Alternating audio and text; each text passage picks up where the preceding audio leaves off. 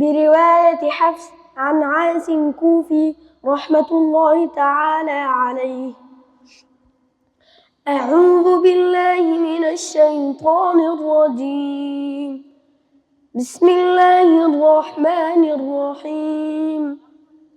إن للمتقين مفازا حدائق وأعنابا وكواعب أترابا وكأسا دهاقا لا يسمعون فيها لغوا ولا كذابا جزاء من ربك عطاء حسابا رب السماوات والأرض وما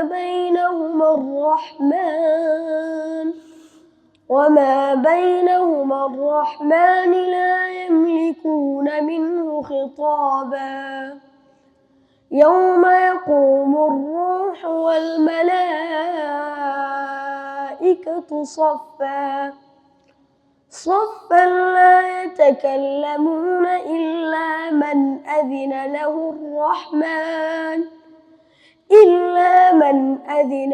الرحمن وقال صوابا ذلك اليوم الحق فمن شاء اتخذ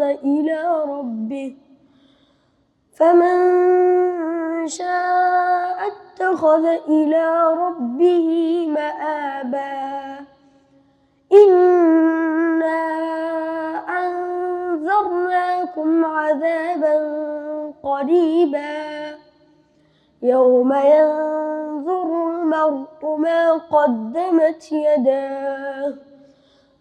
قدمت يداه ويقول الكافر يا ليتني كنت ترابا صدق الله العظيم.